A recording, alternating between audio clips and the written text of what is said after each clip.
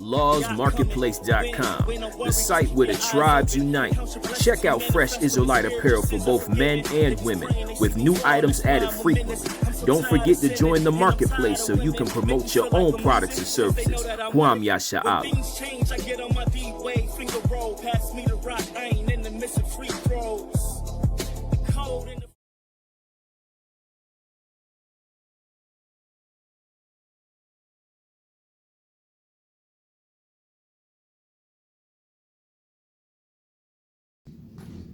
Shalom, family. The soul food topic on tonight is you're not better than your people. You're not better than your people. We have many of our people of the seed of Jacob who think because they have attained a certain status financially or by means of renown or whatever it may be, they seem to look on the lowly of our people. There's this division amongst us. Whether it be this caste system that was set up that started in a plantation, whether it be dark skin versus light skin, where light skinned people tend to look on dark skinned people, or longer hair.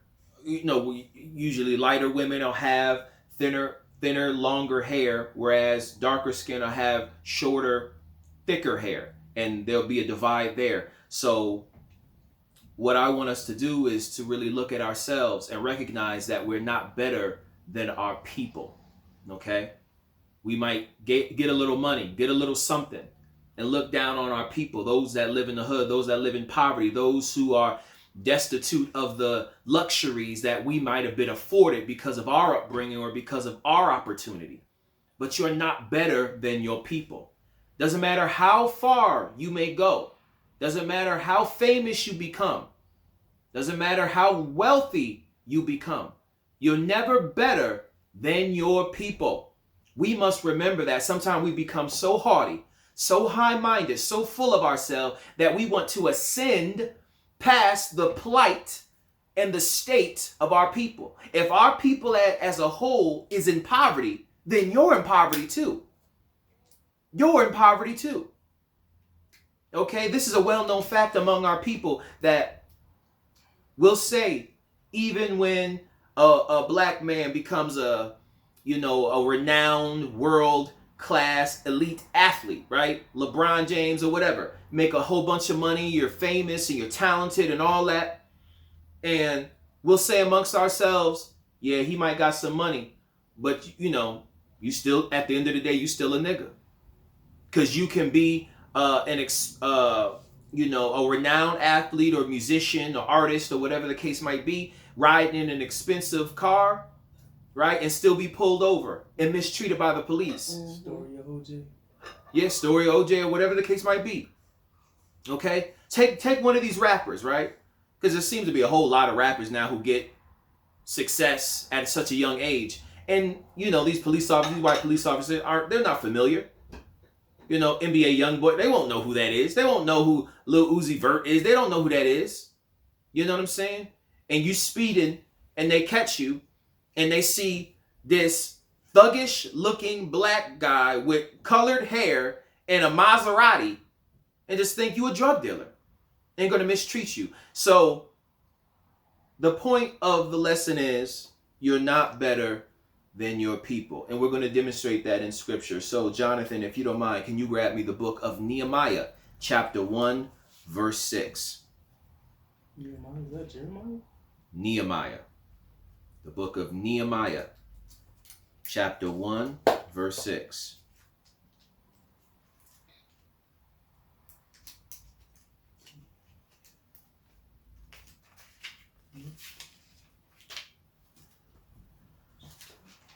Book of Nehemiah, chapter 1, verse 6.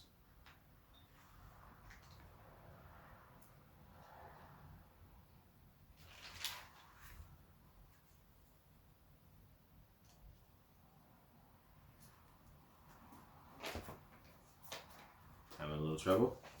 No, I just don't remember putting that tab on mine, but I got it.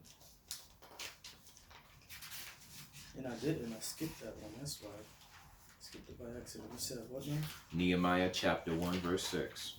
Alright, this is Nehemiah 1 verse 6. Let your ear now be attentive and your eyes open, that you may hear the prayer of your servant, which I pray before you now, day and night, for the children of Yasharel, your servants, and confess the sins of the children of Yasharel, which we have sinned against you. Hold it right there. So this is the man of God, Nehemiah, who is beseeching and who is making supplication before the Most High God on behalf of his people. He's interceding for his people. Now, the children of Israel had gone into captivity, into Babylon, exile, because of our idolatry and because we have transgressed the Most High God. Nehemiah, by all reports, was a just man, a righteous man, a zealous man who kept the commandments and taught his brethren to do the same. But listen to the manner in which Nehemiah speaks of himself when he refers to himself and his people. Now, the people were unjust. Thus, they were sent into captivity. So the nation as a whole was unrighteous. Nehemiah, as an individual, was righteous. But look how he speaks concerning himself and his people. Because again, the topic is, you're not better than your people. So read it from the top. Verse 6. Let your ear now be attentive and your eyes open, that you may hear the prayer of your servant, which I pray before you now, day and night, for the children of Yasharel, your servants, and confess the sins of the children of Yasharel, which ye have sinned against you, which we have sinned against you. Which we have sinned against thee. Read. Both I and my father's house have sinned. Both I and my father's house have sinned. We. He did not segregate and say they have sinned. Father, forgive them for they have sinned. I'm good though. He said, we have sinned. I and my father's house. We are guilty. We are guilty. Nehemiah had the humility to accept that although I strive for righteousness, I myself have made some mistake in my past, and I'm not better than my people. So if my people is in a state of sin, then we're all in a state of sin. We're all in a state of sin. These curses do not have some, they're all for the children of Israel. So when the nation as a whole is judged, when the nation as a whole is rebellious, then the nation as a whole must be judged. Nehemiah was not exempt. Ezra was not exempt. Jeremiah and the righteous man Daniel during the time of the Babylonian exile were not exempt. They were righteous men. They were upright. They were prophets of God. They were the servants of the Most High God, and they did the will of Yahweh, but they were not exempt from the curses. So they recognized, we have sinned. And so we're going to beseech our God that he might hear our prayer and turn away the wrath of captivity. Okay? From there, Gail, can you go to the book of Acts and read chapter 7, verse 23? We're going to talk about Moses a little bit, okay? And see his attitude. That's why, because it's also known as Ezra. Yeah, and there's it's Ezra 1 through 4. Yeah. Second Ezra. Yeah, second Ezra. That's why I didn't make with Nehemiah. Acts chapter 7 and verse 23. Uh-huh. And when he was full 40 years old, it came into his heart to visit his brethren, the children of Israel. Okay. So this again is talking about Moses. So, of course, Moses, he lived in the palace with Pharaoh and his daughter, and he was seen as Pharaoh's son. And he was raised in Egyptian nobility. Moses, being a Hebrew, was raised in Egyptian nobility, not just Egyptian culture, but nobility, royalty. He was Egyptian royalty. And with Egypt being the great world power, okay, and being a magnificent empire in the ancient world, this was a highly esteemed title for Moses, okay? any one of us would have enjoyed a life of being a prince of Egypt, being in line for rulership over the greatest empire that the world has ever known. Okay? When you think back and look at all of the great empires that have existed upon the face of the earth, the great empires and dynasties of the pharaohs of Egypt, of ancient Egypt, and I'm talking about the Hamitic Egyptians, right? I'm not talking about Ptolemy and the Greeks when they ruled in Alexandria and all that. I'm not talking about that came later. I'm talking about Hamitic Egyptians ruling and having world dominance. Okay? Many of us would have accepted that and said, man, forget them Hebrews. I'm going to act like I'm not a Hebrew. I'm an Egyptian. I'm a noble. I am a ruler. I am a dignitary. I have excellence. Put some respect on my name. When I walk through the streets, these Hebrews better bow down and serve me. Okay? But I'm going to have you, Gail, now go to the book of Hebrews, chapter 11, verses 24 and 25. The book of Hebrews, chapter 11, verses 24 and 25. So we see that after 40 years, Moses decided to make a change. Go ahead and read. Hebrews chapter 11, verses 24 and 25. By faith, Moses, when he was come to years, refused to be called the son of Pharaoh's daughter. Salakia, so there was a maturation process for Moses. For 40 years, he enjoyed the life of opulence. He enjoyed a life of luxury. He enjoyed a life of excellence. He enjoyed a life of nobility and dignity. He enjoyed that life. He didn't ask for it, but the Most High God granted it unto him in his infancy. And he was named as Pharaoh's daughter. I'm sorry, I said that all wrong. Pharaoh's daughter's son. Said that all wrong. But he didn't ask for that. He did not ask for it at all. But when he came of age, 40 years old, and he was mature in his mind, he understood the will of God for his life and for the nation of his people. Read verse 25. Choosing rather to suffer affliction with the people of Yahweh than to enjoy the pleasures of sin for a season. Wow. Look at Moses' conduct. Look at his humility. Look at his compassion and love for his people. Again, the topic is, you're not better than your people. How many of us would have forsook all of what Moses had at his disposal, all of the glory of Egypt at his feet, to go and live a pauper's life, to live among the dregs of the Hebrew slaves, his kindred? Not too many of us. Not too many of us. Okay? But he knew that he was a Hebrew. If you read in Exodus, it lets you know that his mother actually nursed him during his youthful years. So not only did he recognize Pharaoh's daughter as his foster mother, but he knew his biological mother and knew his brother and knew his sister Miriam. Okay? Because Miriam followed little Moses when Pharaoh's daughter and her maidens found him in the water. In the water. What was it called that he was in? In the I'm gonna just call it a basket. Yeah. They found him in a basket and saw Miriam and said, "Fetch this child's mother." She knew that this child was a Hebrew. She could look and see there's a difference between Hebrew children and Egyptian children. And so little Moses was nursed for many of those early years by his own mother.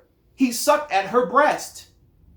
And I'm sure that she spoke to him in the Hebrew tongue and said, "My little boy, you shall save and deliver your people. You are a Hebrew. You are not an Egyptian." And I'm sure Pharaoh's daughter knew that, of course, this is a Hebrew, but hey, I love him as my own, like he's my own blood. But he came to a point of maturation and said, you know what? I think I've had about enough. Many of us would have said, nah, I'm going to die right here in the palace of Pharaoh. I ain't going to go down there and be a slave, man. You out of your mind. I'm about to sit right here and enjoy this. Moses said, you know what? I think I've had about enough. I want to go down there. Read verse 25 again, please. This is the mentality of Moses, the humility and the desire to want to be unified with his people, knowing that his people aren't in a good state, but he still wants to be unified with them. Read. Hebrews chapter 11, verse 25. Choosing rather to suffer affliction with the people of Yahweh than to enjoy the pleasures of sin for a season. Moses thought it wise and righteous to suffer persecution, to suffer oppression, to suffer all manner of evil with his people by the same people that he regarded as his equals. If that makes any sense. So with Moses being in nobility, he was of the ruling class. He was the one who could have very well in times past barked out orders to his own people and say, look, you Hebrew, go do this and go do that. And they would have had to been subservient and subordinate to Moses because he was in rulership. But he said, you know what? I'm going to take the crown off. And I'm going to get down there in the mud, in the mire with my people and suffer with my people as opposed to living a lie. I'm not Egyptian. I was never meant to rule over Egypt. I was meant to be a leader and ruler of my people. And I'm going to suffer with my people. I'm going to give up the crown. How many of us is going to give up the royal crown? Cast off the royal diadem and throw it away. Even as Esther, in the editions of Esther, she said that I count this crown like a minstrel's rag. It's nothing to me. This is the humility because she saw that I'm no better than my people. I got to find that, matter of fact. I'll find it in a moment. But I want you just to use your imagination and think about that. I'm going to put off the royal diadem. Because I know Egypt, their manner of glorious kingly apparel and whatnot is different than European depictions of robe and scepter and all that. But whatever, the little cane thing, I don't know what you call it that they would use and whatever type of jewelry and gold and different bracelets that Moses, he took all that off. He left it there. The maids are like, what are you doing, Moses? What are you doing? It's over, man. I'm not doing this no more. I got to go be with my people. And he put on common man's clothes and he went out before the people. We know the story. How he saw the Egyptian beating on his people. He said, yo, man, stop. No, this filthy Hebrew, he's going to learn his lesson. You better stop messing with people, man. Leave him alone. You better back up because this nigga is no good. And he's whipping him up and Moses like, all right, man, I got something. Take that, boy. Take that. And put that Egyptian in the dirt and covered him up.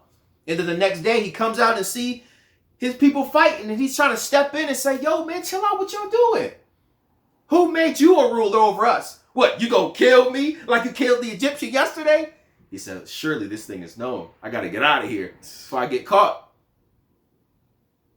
But even with all of that came about, they didn't recognize the will of God. They didn't recognize the humility, the sacrifice Moses was willing to make for them.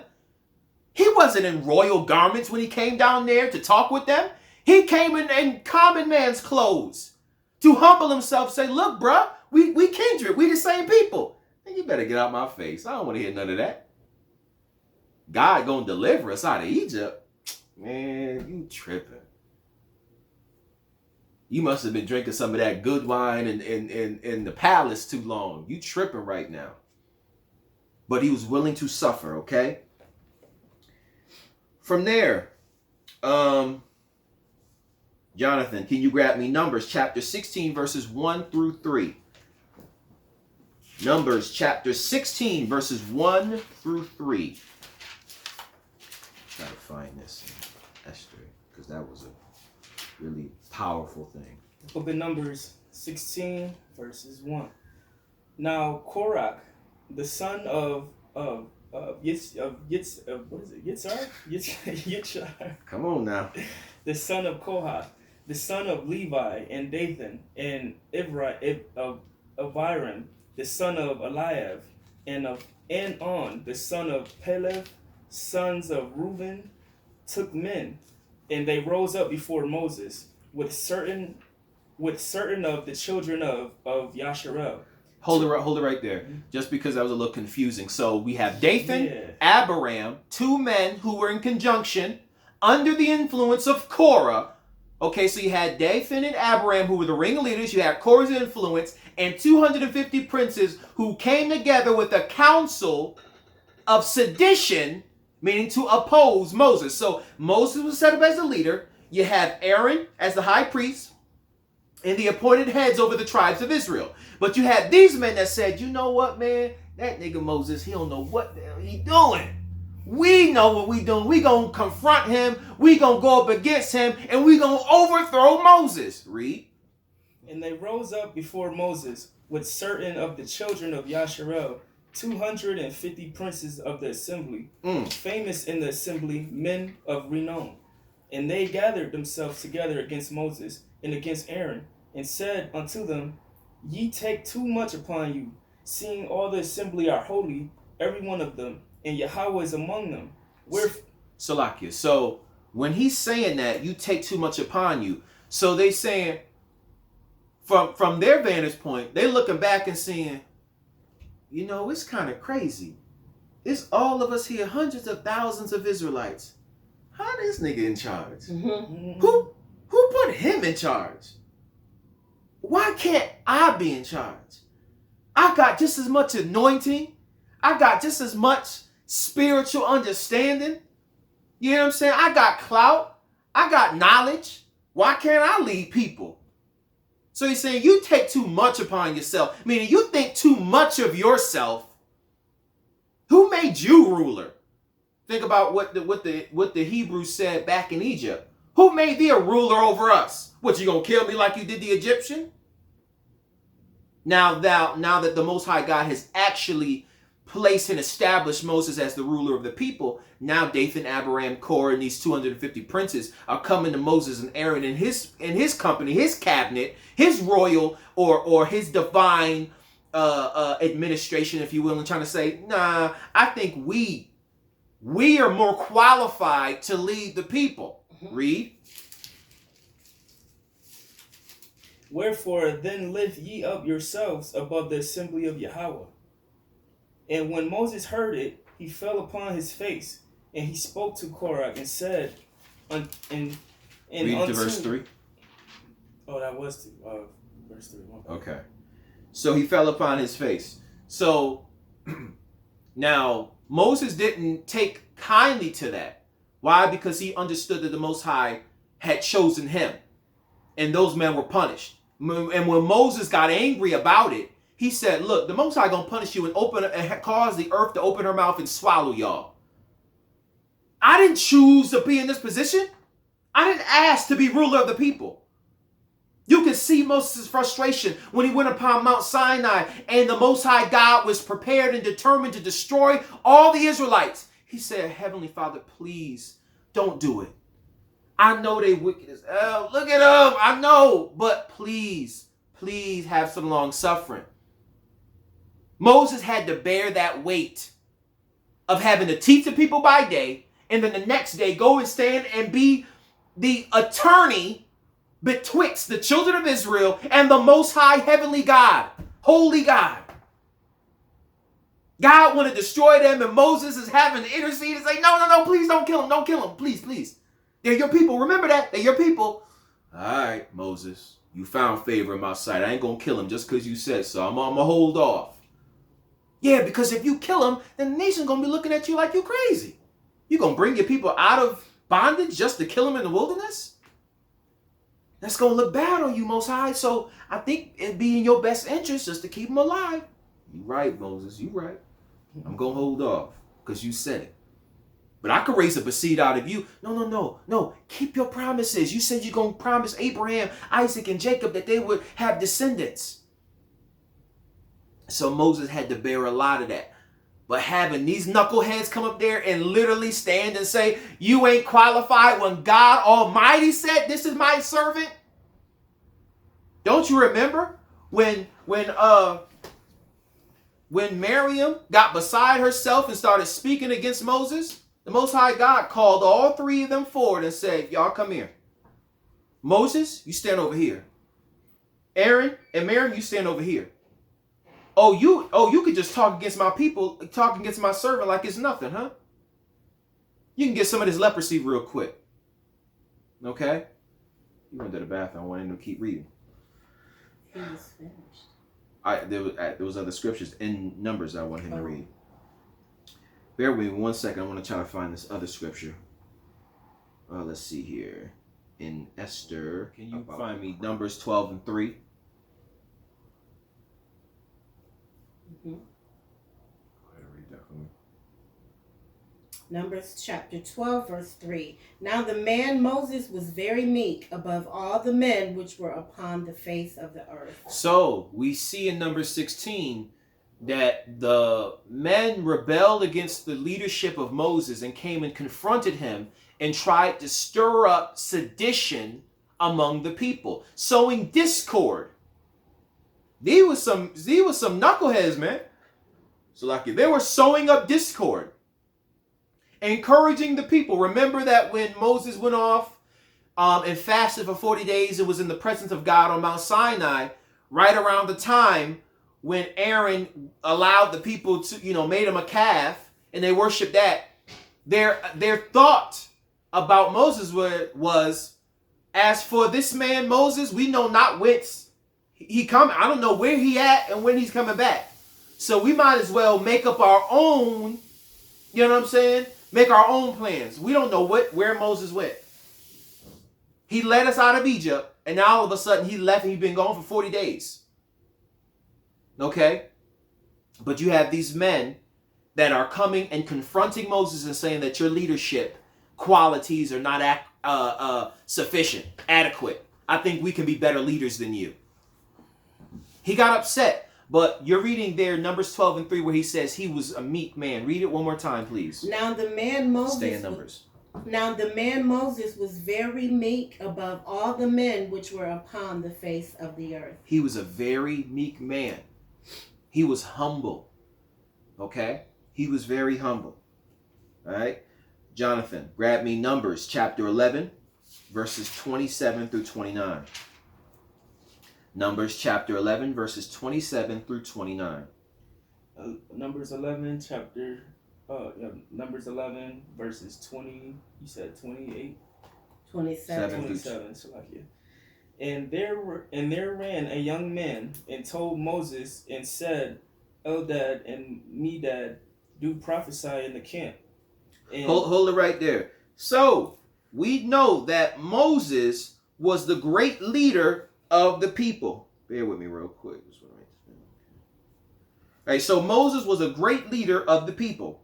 And he was the prophet. He was the one in which the Most High God spoke to. Now, there were other prophets, but they weren't as notable as Moses. The Most High God said to himself, he said, if there be a prophet among you, I will speak to him in night visions.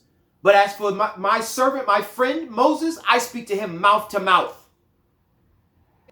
Face to face. I deal with him in a more intimate encounter. Okay? So, we're reading here that the men are coming to Moses and say, Moses, there's these other guys over here that are prophesying and the spirit is on them and they speaking and doing all this. They trying to occupy your office, Moses. I think they trying to act like they you or something. Keep reading. And Joshua the son of Nun, the servant of Moses, one of his young men, answered and said, my lord Moses, forbid them. Salakia. So Joshua looking out for Moses and say, Moses, man, you can't be letting these cats come up thinking they you, trying to mimic you and trying to prophesy like you. You the leader. They can't be coming up trying to co-lead with you. That ain't right, man. You should tell them to stop. That was Joshua's mentality. It's kind of sound like the way the disciples or the apostles were with Christ during his ministry, when they didn't understand anything. Now, we just read how meek Moses was. He was meek. So his attitude was like, what? Somebody else is trying to prophesy? Man, where they at? I'm going to wring their neck. I'm the only prophet up in here of Israel. No, he didn't say that. Read his response. And Moses said unto him, envy you for my sake? Would to Elohim that all Yahweh's people were prophets, and that Yahweh would put his ruach upon them. And Moses got him into the camp, and he and the elders of Yasharel. Okay. So Moses was like, what? Forbid them? He said, are you envious for me? I mean, like, you more concerned about it, Joshua, than I am. I don't care. It's God's will that we all be prophets. I'm not bugging because he can prophesy. That's all. That's good. I applaud that. That's wonderful. You want me to go kick the dude in the chin because he prophesying? Yeah, he wants us all to be prophets, and he put his spirit on all of us. What's wrong with y'all? Mm-hmm. The topic is you're not better than your people. Moses, who cast off the crown, he put it down and put on common man's clothes and came in the mire and clay to suffer with his people. And even now in the wilderness, he was the leader, but he still had humility. Mm-hmm. He was down to earth. He didn't assert himself as though I am the leader, and if you do not hearken unto me, ye shall be destroyed. The Most High God did all that for him. Moses was meek. He was, how you doing? Hey, hello, my name is Moses. How you doing? My name is Moses. I hear a story about Tom Brady that I'm not relating Tom Brady to Moses at all, but I'm just saying that because Tom Brady is regarded as the GOAT of quarterbacks, he's the greatest of all time. Everybody knows who Tom Brady is if you're a fan of football. But they say that when Tom Brady, when they start training camp and there's rookies there, it says that he's always down to earth and he always tries to get, the young guys acclimated into the system, whether it be in New England or now in Tampa Bay. And he says that he'll go to the new guys and introduce himself, seek them out and go to them where their locker is at and seek them out and say, hey, I'm Tom Brady. What's your name? And some of the guys were like, of course I know who you are. I know you're Tom Brady. But the point is that he would humble himself enough to come and try to build a rapport. Not be like, I'm Tom Brady. You can't talk to me. Until you make a Pro Bowl, you can't talk to me. No, but I want to get to know who you are. Moses had that same mentality, but even more so, because he was the meekest man of all the earth. Moses got upset, but he didn't even have to react to Korah, Dathan, and Abiram and those men. The Most High God already was going to deal with them. Okay? So, but with that instance right there, he's like, no, don't you understand? The Most High God want all of us to be prophets. I ain't bugging about that. You more heard about it than I am. I don't care. Ain't no big deal. We all can be prophets. We all can, share in the glory of God. It ain't no big deal. Okay, from there, Gail, can you grab me Esther chapter 4, verses 13 and 14? What chapter again? Chapter 4, verses 13 and 14. The book of Esther, chapter 4, verses 13 and 14. Okay. Esther chapter 4, verses 13 and 14. Then Mordecai commanded to answer Esther, think not with thyself that thou shalt escape in the king's house more than all the Jews. Salakia. Not to say that Esther was haughty and thinking that she was better than them, but Mordecai, her uncle, had to give her a little reminder. Look, baby girl, don't think just because you sitting in a royal seat that you exempt. If we're going to be destroyed, you're going to be destroyed too. As soon as the king, your husband, finds out you're a Jew and Haman is still alive and he's having wrath to exterminate all the Jews, your head is going to start to roll too. Okay? Honey child, read on. 14. For if thou altogether holdest thy peace at this time, then shall their enlargement and deliverance arise in the Jews from another place. Salakia. So if you think yourself to be better than us, you think because you sitting up on the hill, right? and you got the nice crown and nice gown, and you glow, you're the talk of all the women. All the females in the kingdom of Persia want to be like Esther. Not Vashti. She was kicked out. She was booted out of that office. But now you're the queen. You are the epitome of beauty and glory and renowned. All the women, you are on the cover of all the magazines, Esther. You're the cover girl. You that girl. You are it. And all the women want to dress like you, talk like you, act like you, look like you, be you. All the women want to be you. But you think because you up here and you renowned and all the women and all the men glory and they fawn at your beauty and all that, you think you're exempt? You think you just sit back and, I'm not. Are you a Jew? No, I'm not a Jew. I'm not a Jew at all. I'm actually Persian. The Most High going to deal with you, but salvation is going to come from another place. Read. But thou and thy father's house shall be destroyed. And who knoweth whether thou art come to the kingdom for such a time as this? This was the will of God for such a time as this. Don't hold your peace. Don't act like you better. Don't be bougie, Esther, thinking you better than us. Because if you do that, the Most High God is going to judge you and your father's house. But he'll still save us. So don't act bougie. Remember, the topic is you're not better than your people. Don't act like you bougie, Esther. Remember where you came from, girl. I raised you. Okay? Don't act like you better than us. Open your mouth and declare unto your husband, the king, what's going on. And through her cunning and through her wisdom, she was able to deliver her people. Now I'm going to go to the additions of Esther and speak concerning her, the way she felt about that crown. So we read in Hebrews 11 that Moses was willing to give up and forsake the nobility, the royalty, the splendor, the luxury of Egypt to suffer with his people, to be afflicted with the Hebrews. He was prepared. He took off the royal diadem, sat it down, took off all the golden bracelets and the necklace and all of that. He laid it down. The royal garment, the Egyptian royal garment that was probably made out of pure silk with gold thread, with all manner of jewels and everything. Moses was looking fly. He had the drip. He said, man, forget this, man. Take this garment. He probably ripped it up and threw it on the ground. And the maid's like, what are you doing? Man, forget this. I'm about to go be with my people. I'm tired of being here. I know I'm not an Egyptian. But let's hear Esther's mentality and how she felt about being in Persian nobility, being the queen of the realm. Verse 15 to 17 of chapter 14 of the editions of Esther. And it reads, Thou knowest all things, O Yahweh.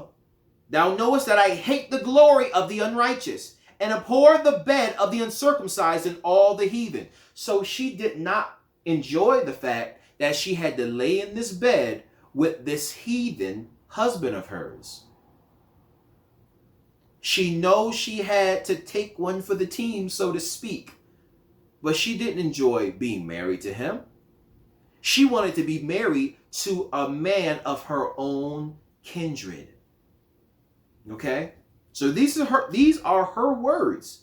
Verse 16. Thou knowest my necessity, meaning you knew what I had to do, O God.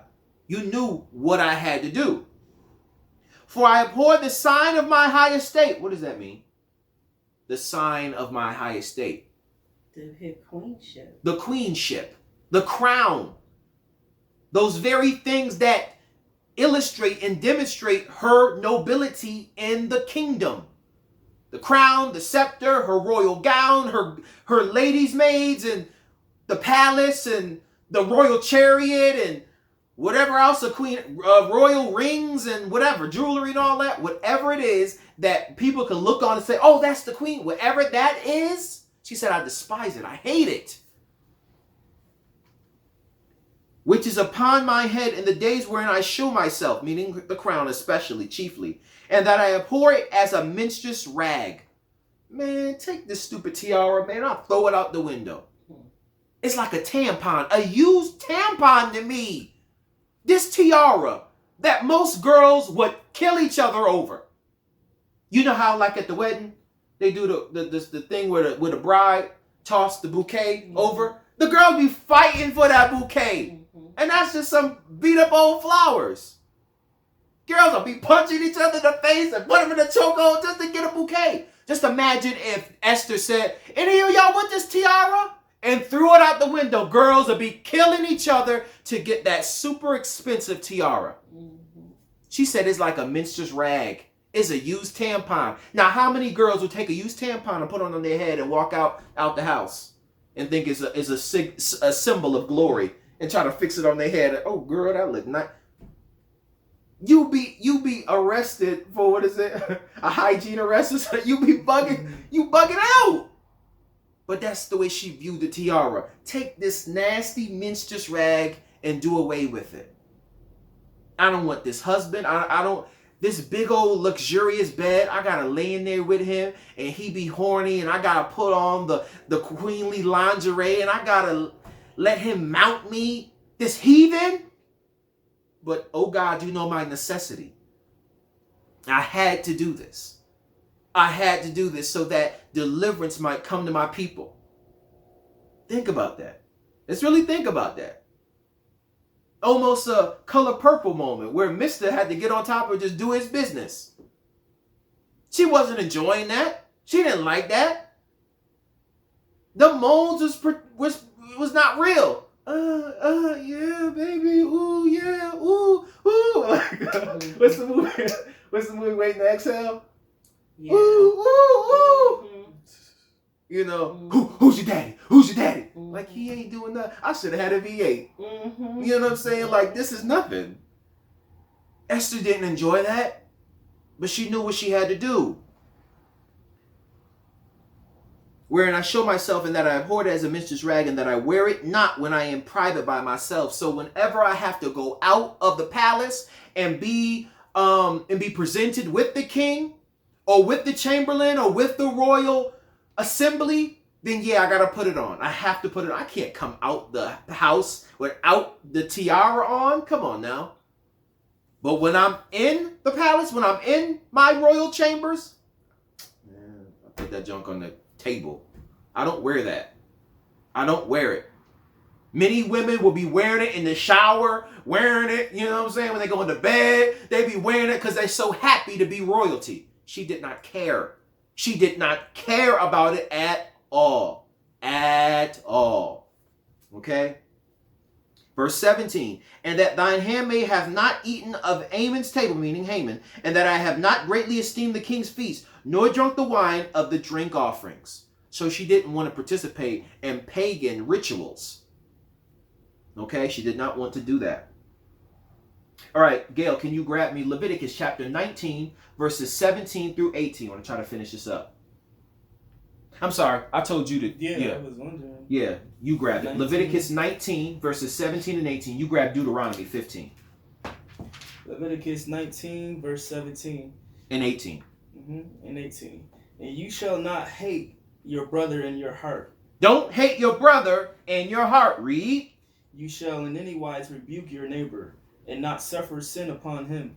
You shall not avenge, nor bear any grudge against the children of your people. Read that again. You shall not avenge, nor bear any grudge against the children of your people. Don't bear any grudge against the children of thy people. So for those who think they've ascended past niggerdom, right? Because that's the mentality of our people. You think because you high yellow, you think because you got some money, you think because you got a little clout, you think because you got a little following, you think because you got some white friends that you done ascended past niggerdom. I am greater than you niggers. You're not. You're just a nigger with a title. That's it. Bear not a grudge against the children of thy people. When you're not prepared to humble thyself and look after the welfare of your people, that means you hold a grudge against them. You hate them and you hate yourself. You hate the image of yourself. Moses did not hate the image of himself. Esther did not hate the image of herself. She hated the image of the thing they were forced to be in. But our people, we hate ourselves and we want to be somebody else. We want to be white. Ain't that the truth? We want to be white. We want to be like our oppressor. We want to be like our oppressor. Let me grab the precept. The book of Proverbs, chapter 3, verse 31. I'm going to read that. Okay? Because you got our people wanting to be the white man. No, they hate themselves and they want to be like white people. So Proverbs chapter 3, verse 31. Envy thou not the oppressor, and choose none of his ways. Envy thou not the oppressor, and choose none of his ways. Okay? So you see Moses' conduct. You see Esther's conduct. You can't ascend past niggerdom and separate yourself from the plight and state of your people. If your people are in poverty, then you're in poverty. Think about Nehemiah. He said, we have sinned. Okay? So that was all of 18? No. Read it from the top. 18 from the top. Yeah. You shall not avenge nor bear any grudge against the children of your people, but you shall love your neighbor as yourself. I am Yahweh. Love your neighbor as yourself. We got to learn to do that as a nation, as a people. Too often we are only concerned about our own welfare and not the welfare of our people. Those that look like us. We'll invest time in other people who are not our people, making sure they good. But the brother that look just like you who asked you for $1, you despise him and say, get out my face. That's wickedness. Go ahead and read Deuteronomy 15, 9 through 11.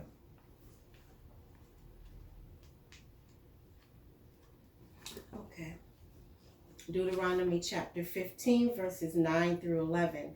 Beware that there be not a thought in thy wicked heart, saying, the 7th year, the year of release, is at hand, and thine eye be evil against thy poor brother, and thou givest him naught, and he cry unto Yahweh against thee, and it be sin unto thee.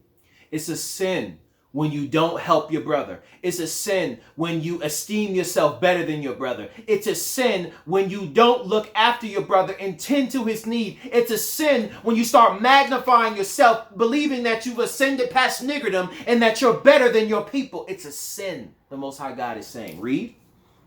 That verse 10, thou shalt surely give him, and thine heart shall not be grieved when thou givest unto him. You're going to help your brother. Read. Because that for this thing Yahweh thy king shall bless thee in all thy works, and in all that thou puttest thine hand unto. Verse 11, for the poor shall never cease out of the land. Therefore I command thee, saying, thou shalt open thine hand wide unto thy brother, to thy poor, and to thy needy in thy land. So this is of the children of your people. The children of our people. So think about that last verse there. At the beginning it said that the poor shall never cease out of our land. Now this is when we're in the wilderness and preparing to enter into the promised land. Okay? In a state, according to Deuteronomy 7 and 6, an anointed, glorified state over all the nations of the earth. So think about this. As a nation, right now, as those words were being declared from Moses, we were an anointed, glorified people. And he still said there's going to always be poor among you. So even when we're the ruling class, there'll still be poor Israelites? How much more when we have been scattered into all nations of the earth and have gone into captivity? How much more? But he said, open thy hand wide and give to thy brother. Give to him and tend to his need. Open thy hand wide. Okay? Was that all? Mm-hmm. All right. I'm going to read the book of Tobit, chapter 4, verse 13. And it reads, now therefore, my son, love thy brethren, and despise not in thy heart thy brethren, the sons and daughters of thy people, and not taking a wife of them. So, for all you high class, highfalutin Negroes, think you better than your people that seek to go outside of your race and marry a white woman and marry an Asian woman and marry all manner of other women, these exotic women, right? It shows that you love not your people when you do that. You don't love your people. You can't be a pro-black advocate and activist and marry a white woman. That's backwards. That's backwards. Because the way to really demonstrate how you love your people is by marrying among your people. That means your quote-unquote love for your people is conditional. When I want to, and I want to step down from, like you, Moses, I can step down from nobility and come and dwell with y'all with the affliction. But when the affliction get too much, then I can leave y'all and go back into the palace and relax and recuperate while y'all still in suffering. But you show forth a true love for your people when you really forsake that office, that title, and you come and experience the suffering along with your people. That's how you show that you love the sons and daughters of your people, by marrying a wife of thy kindred, of thy brethren. Okay, read on. I'm sorry, I'm reading. I'm reading. I read from top. Now therefore, my son, love thy brethren and despise not in thy heart thy brethren, the sons and daughters of thy people, and not taking a wife of them. For in pride is destruction and much trouble, and in lewdness is decay and great want. For lewdness is the mother of famine. Lewdness. What is that talking about? That whorish mentality to say, man, that white girl look fine. She got a big old booty. Or that Asian girl, she's sexy, man. I want to deal with her. That's a lewdness, and that shall bring destruction to the nation. How many of our men mate with these women that are not of their people, and they despise the black woman? Vice versa. Our women get with the oppressor, get with the seed of their oppressor, and despise the black man. They despise him. But it's really because you hate yourself. It is a destruction to your people. It perpetuates the curses of Deuteronomy 28. That the man tender shall have evil eye towards his brother. That the tender woman shall have evil eye towards her children and towards the husband of her bosom. Is that it? Mm-hmm. That is what's going to happen. And when you follow after this lewdness and marrying individuals outside of your race, you demonstrate that you hate yourself, you hate your people, and your actions are going to lead to the destruction of our people. And that's what you see now. Our people are destroyed. You don't see any more black families, strong black families. You don't see black love demonstrated in black homes. Black homes are destroyed. What you see is homosexual, queer love and lust.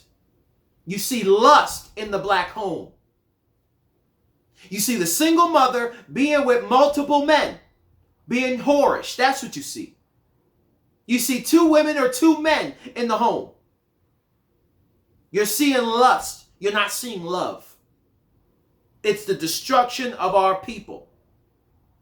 Okay? Gail, can you grab me Romans 12, verses 3 and then 16? The book of Romans, chapter 12, verses 3 and 16. For I say, through the grace given unto me, to every man that is among you, not to think of himself more highly than he ought to think. Don't think more highly than you ought to think. Humble yourself. You're not better than your people. Read. But to think soberly, according as Yahweh hath dealt to every man the measure of faith. Be sober. Don't think yourself higher than your brother. Y'all the same. Don't matter that you make more money than him. Don't matter that you might be more physically attracted than him. Don't matter that you have a PhD in this or that. Doesn't matter. That's still your brother. You're not better than him. But your only obligation, your only duty is when your brother goes astray to not suffer sin upon him and correct him so that he might be on the same status as you as being upright in the keeping of the commandments. Read verse 16. Be of the same mind one toward another. Mind not high things, but condescend to men of low estate. Be not wise in your own conceits. Mind not high things. What does that mean? Jonathan, what does that mean? Mind not high things. Things that are above you, that are without, they're not in your reach, like carnal things, like expensive things. Yeah. You know. Yeah, that nice car. Material things. Material things. Mind not high things. Man, I want to be a successful rap artist, a music artist. I want to be like Mike.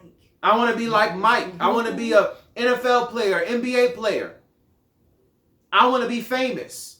I want to have a viral TikTok video. I want to be an Instagram model. I want to be this. I want to be that. Mind not high things. Then you might end up attaining it and then, becoming haughty, lofty-eyed, full of yourself, vain, conceited. What did it say? Be not wise in your own conceits. Because once you get those things, then you start thinking you are better than people. You really thought you ascended past niggerdom. You really think you up there. You up in the clouds. Story of OJ. Yeah, that's the recipe for disaster. Black man start minding high things. He works hard. He actually gets it. Now he's feeling himself. He hates the image of himself and of his people. He get with a white girl. She destroys his life. And now he's back in the same place where he started off at. Yes. And what did he say? I ain't black. I'm OJ. I'm not black. I'm OJ. That nigga thought he ascended niggerdom. He thought I'm in a different strata. I'm not black. I'm OJ. That's why they broke him down. They broke him down. The destruction of the nation. The lewdness leads to that. That's what Tobit is teaching us. They said, mind not high things, but condescend to men of low estate. Humble yourself. Be down to earth. Be among the common man. Be able to minister to him. If you're high and your brother is going through, he's on drugs or going through trauma and going through a whole lot, how can you minister to him if you up here? See, that's the problem with Christians. You holier than thou. You want to act and magnify yourself as though you're something great when you're nothing. Yes. I'm sorry, but you say that's the problem with Christians. That's a problem in this awakening as well. For some of those that have gotten a little too lofty and being praised or whatever, you hear different stories where people are coming to get counsel, and instead of you counseling in love, you're laughing and mocking people. That's not good. Yeah. You're not better than your people. Mm-hmm. That's a very good point. But it's known among Christian circles of how they conduct themselves. Holier than thou, that they're better than the people. Yeah. When you're not even doing nothing. You're not doing anything at all. Read 16, please, one more time. And then one more scripture and we'll be done. Yes, sir. Yes, sir. Verse 16. You didn't have to do that. Romans chapter 12, verse 16. You know I hate that. Be of the same mind one toward another. Mind not high things, but condescend to men of low estate. Be not wise in your own conceits. So it kind of is like summing up what Moses did. Mind not high things. He didn't want the pleasures of sin anymore. He didn't want the glory of Egypt anymore. But he condescended to men of low estate, meaning his brother and the Hebrews who were suffering affliction and oppression by the hands of the Egyptian taskmasters. That's what he wanted.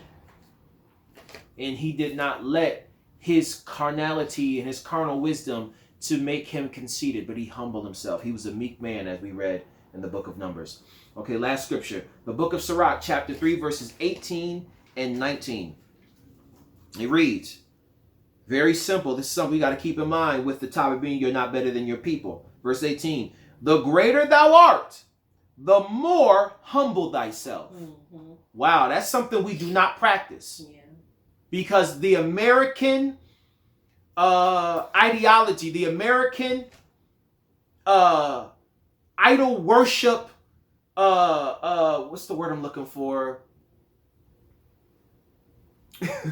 The American idol worshiping thing, like whatever, the very thing that we want so bad is to, when you get fame, when you get fortune, that you gotta fit that ideology. Okay, but there's another word I was looking for, couldn't find it. Maybe tomorrow I'll find it. But anyway, when you get fame and fortune, you got to look and act the part, right? Yes. You can't be like Moses and be the leader of a great nation and be very, very meek. No, bro, you gotta come out. You gotta flaunt it. You gotta flaunt it. If she's physically attractive, you can't wear a head wrap and a dress and be covered up and let your beauty be discreet and chaste. Girl, you gotta take off that glorious gown, and you got to put on something tight that going to show off all your curves and hips and behind and breasts. Take that head wrap off and put some weave in. That's weighing on your back. That's what you got to do to show it off. Yes. Or flaunt your hair if you have naturally long hair. That's vanity. Yes, that is vanity. The greater thou art, the more humble thyself. So you got to buck the trend. So when you get greater, like David did, what does it say? Okay, here we go. Bear with me. 1 Samuel chapter 18, verse 12. We'll start with 12 and go down to 16. 12 to 16. 1 Samuel 18, 12 to 16. And Saul was afraid of David. Now Saul was the first king over all Israel, and David was the one who the Most High was going to choose to replace him, a righteous man. Because again, the title is You're Not Better Than Your People. Let's look at David's conduct. And Saul was afraid of David because Yahweh was with him and was departed from Saul. So Saul know he lost the anointing. He know the Most High wasn't rocking with him no more. And the Most High's spirit was with David. The very man who was under him. It's like he couldn't stand it. It was eating him up inside. 13. Therefore Saul removed him from him and made him his captain over 1,000. And he went out and came in before the people. Verse 14 is the important one because we're reading in Sirach, the greater thou art, the more you should humble yourself.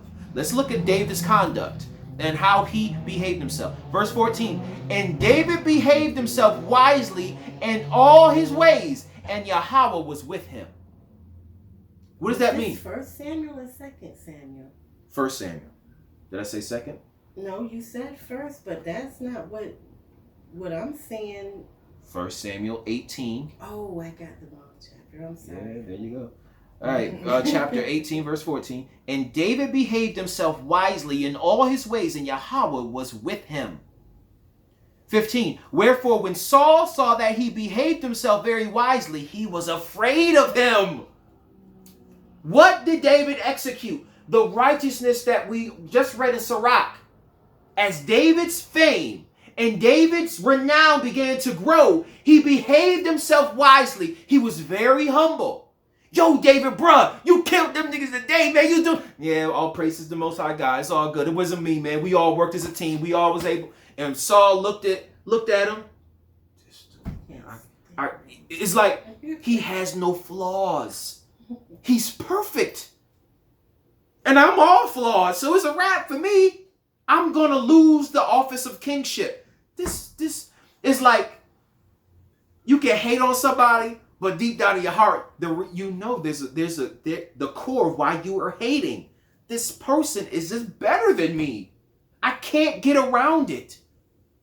If I got all that fame and prestige, it would have went to my head. This dude behaved himself wisely. Right? The girls were fawning. David, you so so fine. Ooh, baby, you so fine. Just, chill out. I got to do the will of God. I'm just doing it for the king, all that. He behaved himself wise. I bet you, Saul sent some chicken heads David's way, thinking David was going to lay with him. All right, go ahead. Go talk to David. Do your thing. Show him a little skin. David gonna lay down with you. And I want you to bring me word so I can have some. I need to have some dirt on him. I need to have some dirt on David. Sip them chicken heads, right? Hey, David. Touching on him. Look. Y'all gonna have to get up out of here. I'm praying right now. But come on, David. Get on out of here. Get on out. All right, what happened? He lay down with you, huh? He had sex with all 6 of y'all at one time, huh? What'd he do? He sent us away. He said he was praying. This dude is perfect.